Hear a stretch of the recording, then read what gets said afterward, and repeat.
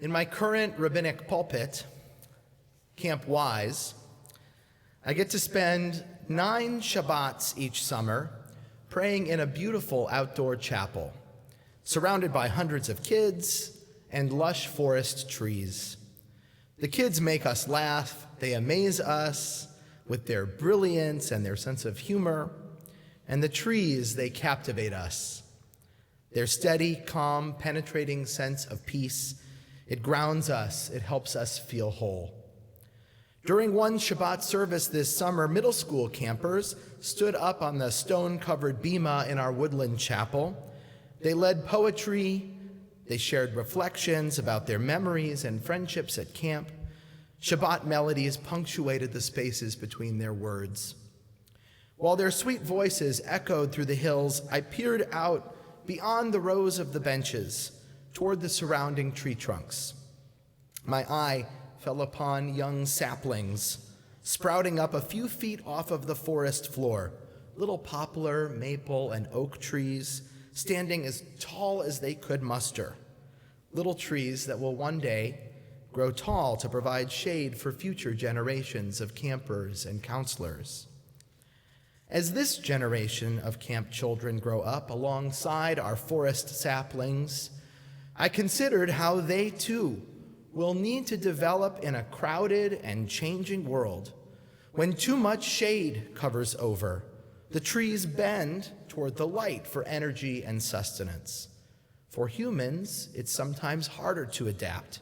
Our youth seek out rays of attention, the love of parents and caregivers, the guidance of role models and teachers, and social affirmation through friendship that ultimately leads them to feel belonging.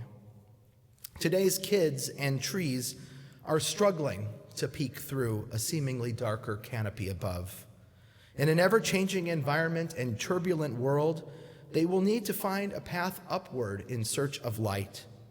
As adult leaders in the Jewish overnight camp world, our staff and I, we witness the growth of the children each season, perhaps more than we do the trees.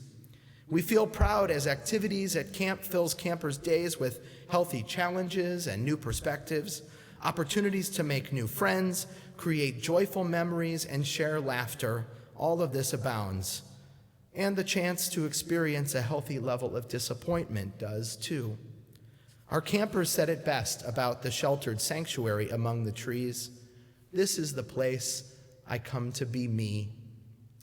We create the magic of overnight camp by intensely supporting youth development and by building a community that facilitates children's growth and sense of Jewish confidence. We care about this work because we know the value of preparing a generation for the more difficult chapters of growth that lie ahead for them in life. The upset at the end of a loving relationship, a major setback in a career, or something more painful, like a long-term illness, or the death of a parent or a longtime friend. These are normal struggles that we come to expect in adulthood. Today, as we arrive at this turning point of Rosh Hashanah, Yom Teruah, it is known as well, a time for taking the temperature of our own lives, for taking the temperature of our society in which we live. The children of our community are sending us a message. They communicate it through their behaviors, through their social culture, the message they convey, that life right now and the promise of a future more abundant than those adults feels as though it's in question. What may lie ahead appears to diverge from quote-unquote normal. Just as our forest indicates stress brought on by climate change through unusual disease or uneven cycles of regeneration, our young people's developmental journey reminds us that our human world, it is afire too. As educational and psychological research confirms, childhood today seems ever more turbulent. Increased rates of mental illness, such as depressive disorders, generalized anxiety, mood disorders, a growing alphabet of diagnoses, including sensory and processing differences. It takes today's youth years to adapt and learn through this fog in order to truly thrive. From where does this all begin? It is true that today we're better equipped to detect learning and emotional differences that have always existed. Kids who used to be labeled as just a bit odd now have categories and spectrums that give us insight and shed light onto their brilliance and also their struggle.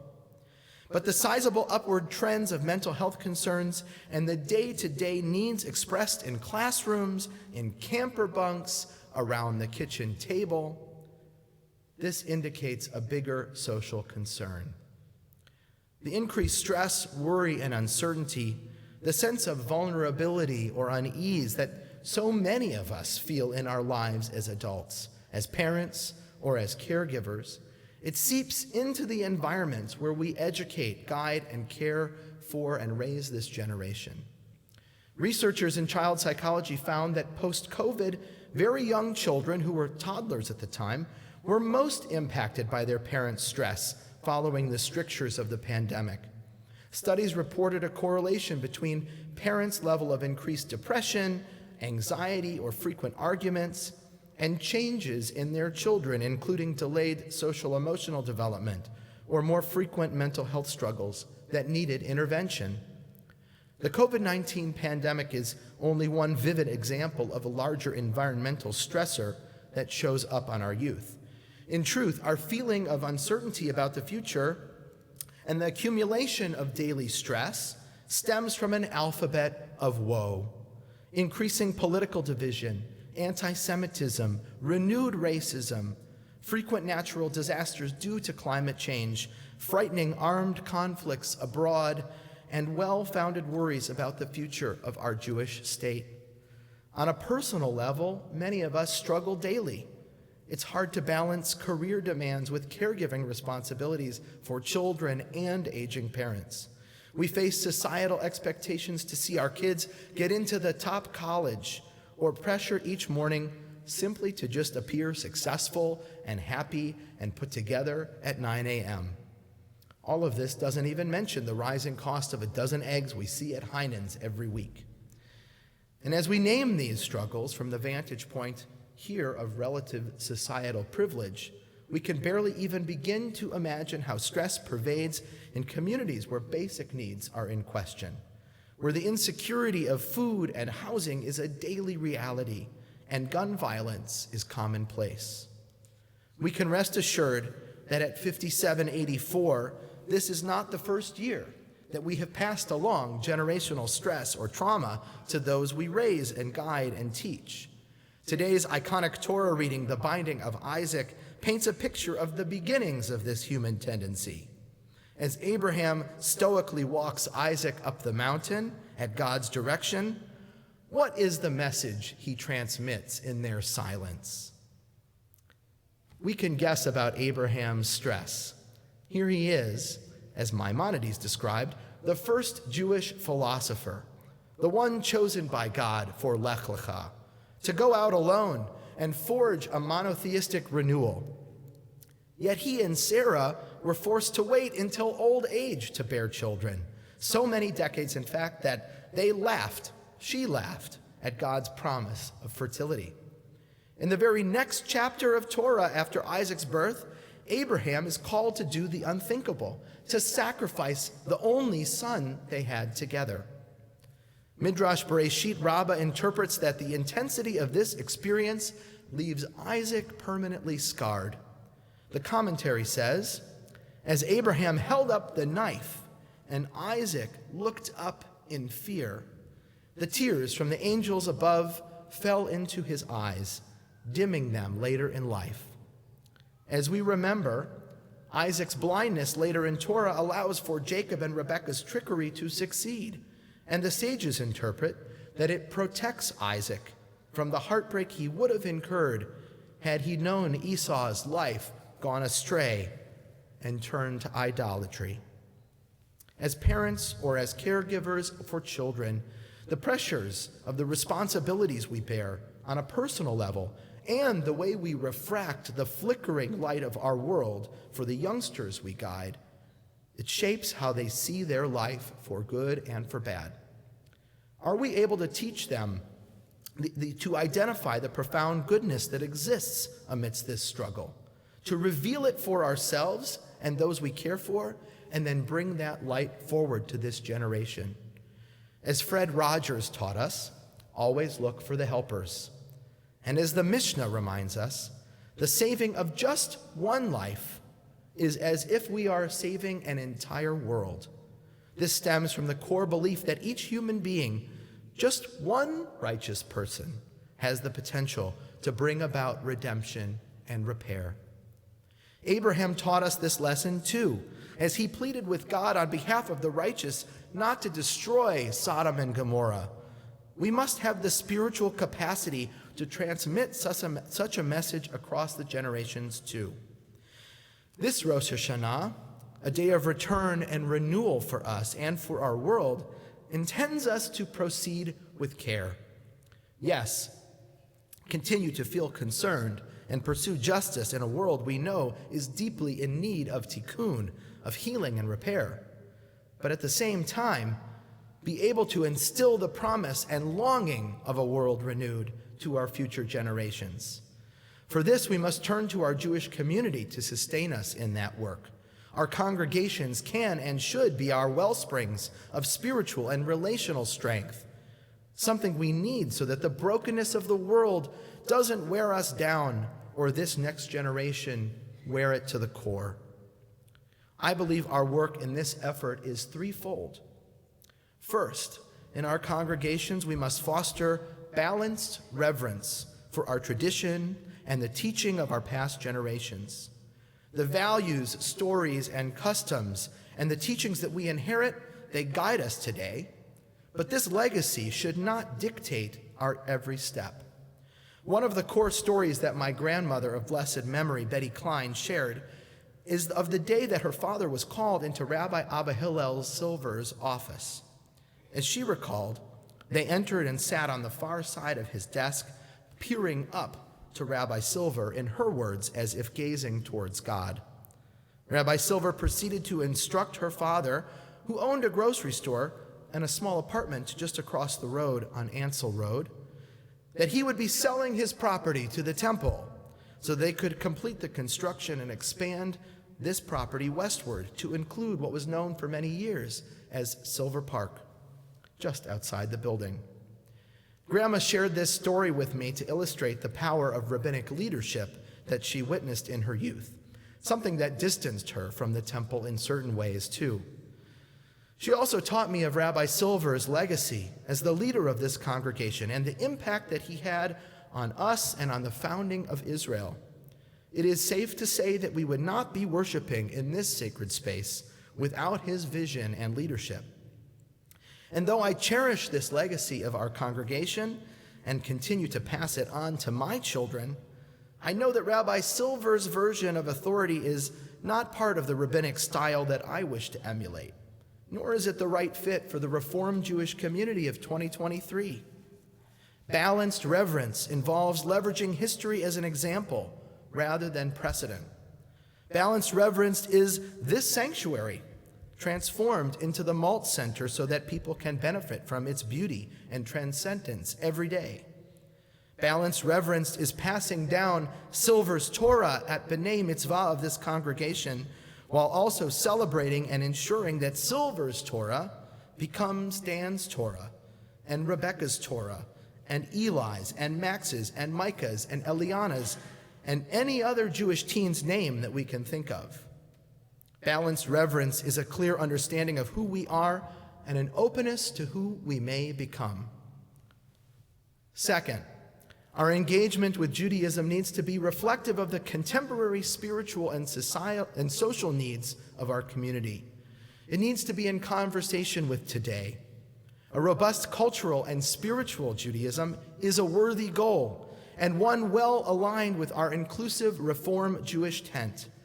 Communities shape this through excellence in experiential and immersive learning, by creating moments for meaning-making across the congregation, by sharing spiritual practices that help us sustain our weary souls. Small group experiences such as Temple's Shabbaton further a robust cultural and spiritual Judaism. So do national initiatives such as Moishe House and One Table, programs that help young adults in cities like ours gather together regularly for Shabbat with their friends. Seeking Jewish spirituality in places outside of the traditional temple buildings helps too.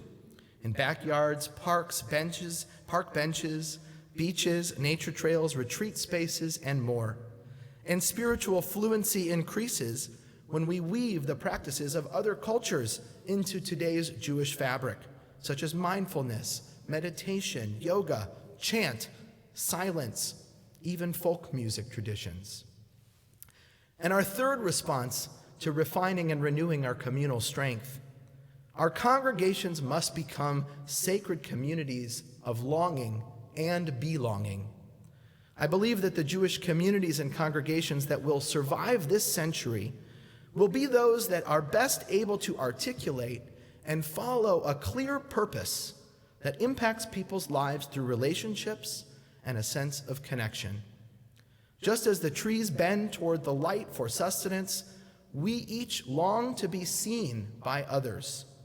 We desire to participate in communities where people know our names, people know who we are and know our stories, and people value the unique skill sets that each of us bring to this place. Inherent in our worry for the world is a deep sense of longing. Ever since the days of Torah, we've been longing. Like Moses peering over the mountain toward the land of promise he would never see. Longing for healing, we feel, for wholeness, for peace, for love. Longing to be seen in our dark moments and our deepest struggles.